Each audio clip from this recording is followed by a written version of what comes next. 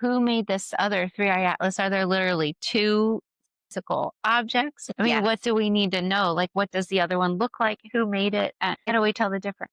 They are, again, they look almost identical, but they don't resonate with the same frequency. So, like we said earlier, if you were to see pictures of it, if you were to come across it, if you were to feel it, all you have to do is tap into what we already told you earlier. What happens with my body? Do I feel at ease? Do I feel lit from within? Or do I feel off and constricted? And that should tell you exactly which one you're connecting with. As far as who built this, there are 3 different groups. And Sarah, you have connected with these groups before. When you put the subject under, there was a group in Russia, there was a group near the Uinta Basin, and there was a group in Switzerland or Sweden that you connected with. And it is those 3 powerhouses that were able to get together and create this replica. And it is for all of the reasons that we've said before, to keep the dark energy flowing, to keep the population oppressed, any way to start to try to dim your light or have you from opening up to higher knowledge and higher power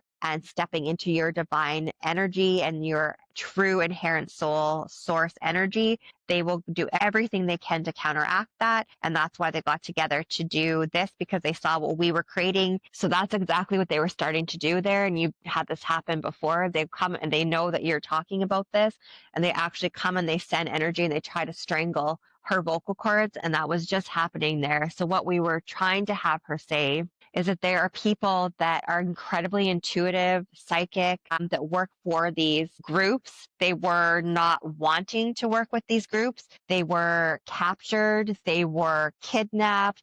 They were convinced that these people were of benevolent intentions, to only find out later that they weren't. And so they have essentially at times been tortured to provide insight into things that are coming. So 3-Eye Atlas and the technology and the way that this looked was shared by these individuals ahead of time, because they knew that we were coming and they knew what it would look like. And again, they didn't want to share this information, but they are being given almost no other choice. And so that enabled these powerhouses, these 3 powerhouses, to come together and make a replica, because each of these 3 powerhouses have these people that have been essentially held hostage.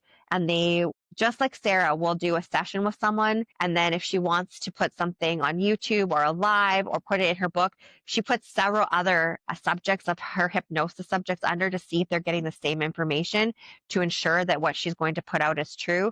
That's what these 3 powerhouses do. They say, okay, our 2 people here got this when they were under, what did yours get? And they ensure that they're getting the same information, and then they know that they can move forward with that. And that's what they did with 3-Eye Atlas, and that's how they made their replica.